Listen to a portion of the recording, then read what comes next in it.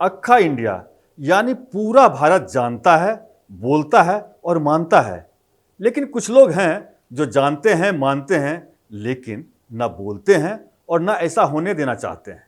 जानते और मानते ये हैं कि नरेंद्र मोदी के बाद बीजेपी का देश भर में सबसे लोकप्रिय नेता कोई है तो वो यूपी के मुख्यमंत्री योगी आदित्यनाथ हैं। और क्या नहीं होने देना चाहते ये बताने की जरूरत नहीं। आप भी अपने दिमाग पर जोर डालिए और दिल से पूछिए, क्या मोदी के बाद योगी जितना लोकप्रिय कोई और है? लेकिन बाहर से लेकर अंदर तक के कुछ लोग उन्हें निपटाने का ख्वाब बुन रहे हैं, ऐसा आरोप है। क्या योगी के विरोधी ऐसा कर पाने में कामयाब हो पाएंगे? कौन है योगी विरोध के मास्टरमाइंड और क्या है इसकी वजह? कर्तव्य पथ में आज इसकी बात। नमस्कार, मैं हूं रविशंकर प्रसाद। इतिहास में एक लड़ाई प्रसिद्ध है, प्लासी का युद्ध। यह लड़ाई 23 जून 1757 को लड़ी गई। इस युद्ध में एक ओर ब्रिटिश ईस्ट इंडिया कंपनी की सेना थी तो दूसरी ओर बंगाल के नवाब की सेना। तब सिराजुद्दौला बंगाल के नवाब थे। सिराजुद्दौला का सेनापति मीर जाफर था जो खुद नवाब बनना चाहता था। तख्त और ताज के चक्कर में मीर जाफर अपनी सेना के साथ अंग्रेजों से मिल गया।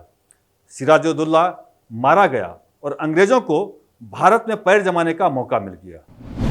ये तो भारत के लिए सबसे बड़ा दुर्भाग्य साबित हुआ ही, लेकिन इस युद्ध में जो हुआ वो सबसे बड़ा सबक है। इस युद्ध और इसके बाद सिराजुद्दौला ही नहीं, मीर जाफर सहित सभी मारे गए। अब इसे यूपी में बीजेपी की अंदरूनी लड़ाई और विपक्षी दलों की यूपी पर लगी टकटकी से जोड़ कर देखिए। बीजेपी के उम्मीद से खराब प्रदर्शन की वजह जानने के लिए 14 जुलाई को लखनऊ में बीजेपी कार्यकारिणी की बैठक हुई। इस बैठक में राष्ट्रीय अध्यक्ष जेपी नड्डा, मुख्यमंत्री योगी आदित्यनाथ और उप मुख्यमंत्री केशव प्रसाद मौर्य भी मौजूद थे। राज्य के 2 शीर्ष नेताओं ने खराब प्रदर्शन के लिए अलग अलग और विरोधाभासी वजहें बताईं। केशव प्रसाद मौर्य ने जो कुछ कहा उसे योगी सरकार के खिलाफ टिप्पणी माना गया। मैं सदा कहता था और आज इस प्रदेश कार्य समिति में मैं संगठन के वरिष्ठता हमारे देश के और प्रदेश के नेतृत्व के सामने कह रहा हूं, संगठन सरकार से बड़ा है।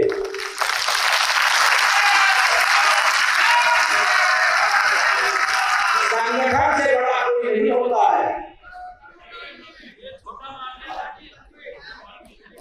संगठन सरकार से बड़ा है, बड़ा था, बड़ा रहेगा। अब इस बयान की गहराई में झांकिए।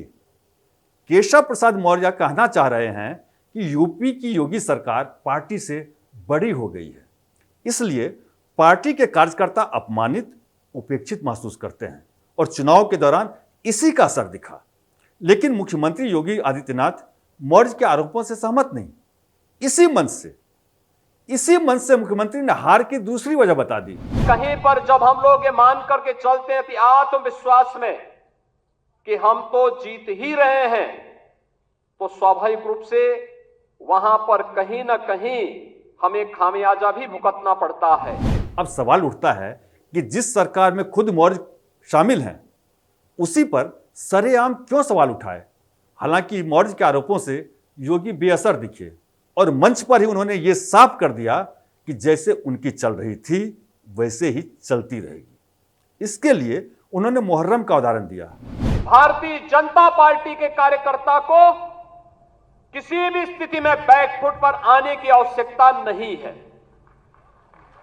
किसी भी स्थिति में नहीं है, क्योंकि आपने कार्य किया है। आप विपक्ष में थे, जनता के मुद्दों को लेकर लड़ते थे। आज जब सरकार में थे तो याद करिए, उत्तर प्रदेश के अंदर सुरक्षा का ये वातावरण आपको आज देखने को मिल रहा होगा। याद करिए, इसी मुहर्रम के समय में सड़कें खाली हो जाती थी, सूनी हो जाती थी। आज मुहर्रम आयोजित हो रहा है, इसका पता भी नहीं लग रहा है। यह संदेश सबके लिए था, मंच पर मौजूद सरकार और संगठन से जुड़े नेताओं के लिए भी। योगी आदित्यनाथ ने यहां तक कह दिया कि जब विपक्ष झूठा नैरेटिव गढ़ रहा था तो हमारे कार्यकर्ता जवाब क्यों नहीं दे पाए? स्मार्टफोन पर सुबह शाम गुड मॉर्निंग भेजा जा सकता है, लेकिन विपक्ष के फैलाए झूठ का जवाब क्यों नहीं दिया गया? योगी का सवाल तो वाजिब है। सरकार की उपलब्धियों को बताने और झूठे नैरेटिव की काट नहीं कर पाने का कोई तो कसूरवार होगा। बैठक खत्म हुई और राजनीतिक प्रस्ताव पास हुए, लेकिन इसमें कार्यकर्ताओं के बीच फैली निराशा का कोई जिक्र नहीं था। नड्डा ने आत्मचिंतन की बात की, जो सरकार और संगठन दोनों के लिए था। बात यहीं खत्म नहीं हुई। इसके बाद 16 जुलाई को केशव प्रसाद मौर्य नड्डा से अलग से बात करने दिल्ली पहुंच गए और 1 घंटे की बातचीत के बाद जब वो 2 लोगों के हाथ पकड़कर बाहर निकले तो उनके बोझिल कदम बता रहे थे कि न तो उनकी दाल गली और न ही दलील। इसके बाद उनके हैंडल से एक्स पर एक पोस्ट किया गया जिसमें उनकी कही गई बात को दोहराया गया था, लेकिन इसे पोस्ट करने के बाद हटा लिया गया और फिर दोबारा डाल दिया गया। कहा जाता है कि केशव प्रसाद मौर्य के दिल में यूपी का मुख्यमंत्री बनने की इच्छा दबी है।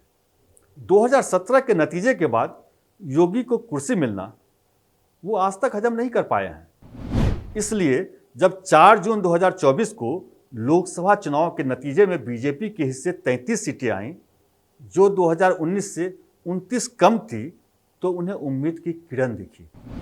मौर्य के दिल में चल रही हलचल को समाजवादी पार्टी के अध्यक्ष अखिलेश यादव ने पढ़ने में देरी नहीं की और उन्होंने मीडिया के मंच से मौर्य को मानसून ऑफर दे डाला। अखिलेश ने कहा कि अगर मौर्य बीजेपी के 100 विधायकों को तोड़ें तो वो उन्हें मुख्यमंत्री बना देंगे। मौर्य ने इतिहास की किताबें पढ़ी हों या न हों, लेकिन सिराजुद्दौला की कहानी जरूर सुनी होगी, इसलिए ऐसी अटकलें ज़्यादा जोर न पकड़ें। उन्होंने इस तरह के ऑफर को सोशल मीडिया के जरिए ठोकर मारने में देरी नहीं की। अब असल सवाल की बात, अगर योगी बना मौर्य की जंग है तो इसे आंकड़ों और अतीत के जरिए समझना होगा। योगी कभी कोई चुनाव नहीं हारे हैं, जबकि केशव मौर्य केवल 1 बार लोकसभा और 1 बार विधानसभा चुनाव जीत सके हैं। योगी 1998, 1999, 2004, 2009 और 2014 में लगातार 5 बार लोकसभा चुनाव जीते, जबकि मौर्य को 2002, 2007 और 2022 के विधानसभा चुनाव में हार का मुंह देखना पड़ा। जिस 2024 लोकसभा चुनाव के नतीजे के बहाने सियासी खींचतान शुरू हुई है, उन्हीं नतीजों को देखिए। इन चुनावों में बीजेपी गोरखपुर के आसपास की सभी 5 सीटें जीतने में सफल रही। योगी आदित्यनाथ का गढ़ माने जाने वाले गोरखपुर, महाराजगंज, देवरिया, कुशीनगर और बांसगांव पर कमल खिला, लेकिन केशव प्रसाद मौर्य के असर वाले कौशाम्बी में सभी 3 सीटों पर बीजेपी को हार मिली। कौशाम्बी, प्रयागराज और प्रतापगढ़, इन तीनों जगहों पे मौर्य कमल खिलाने में नाकाम हुए, जबकि बीजेपी उन्हें ओबीसी के बड़े चेहरे के तौर पर प्रोजेक्ट करती रही है। यानी साख बचाने में केशव प्रसाद मौर्य नाकाम रहे, जिसे भटकाने के लिए उन्होंने संगठन बनाम सरकार का दांव चला। मौर्य वीएचपी और आरएसएस के बैकग्राउंड से आते हैं, जबकि योगी की पहचान आरएसएस के साये से अलग हिंदुत्व वाली राजनीति की रही है। इसलिए मौर्य अपने लिए बड़ी सियासी जमीन का सपना भले देखें, लेकिन जनता के बीच छवि के मामले में वो योगी के आसपास भी नहीं ठहरते। लखनऊ से लेकर दिल्ली तक भले ही यूपी बीजेपी की उठापटक की दमक सुनाई पड़े, लेकिन असली परीक्षा की घड़ी अब आने वाली है। यूपी में 10 सीटों पर उपचुनाव होने हैं।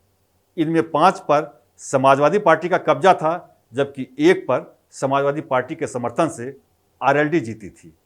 आरएलडी अब बीजेपी के साथ है। बताया गया कि बीजेपी के शीर्ष नेतृत्व ने योगी को जीत की गोटियां बिठाने के लिए खुली छूट दे दी है।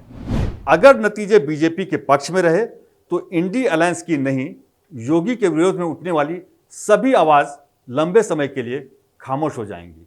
ये तय मानिए। आपको क्या लगता है, क्या यूपी में योगी आदित्यनाथ को केशव प्रसाद मौर्य चुनौती दे पाएंगे? अपनी राय हमें कमेंट बॉक्स में जरूर दें और वीडियो पसंद आया हो तो इसे लाइक करें और चैनल को सब्सक्राइब करें।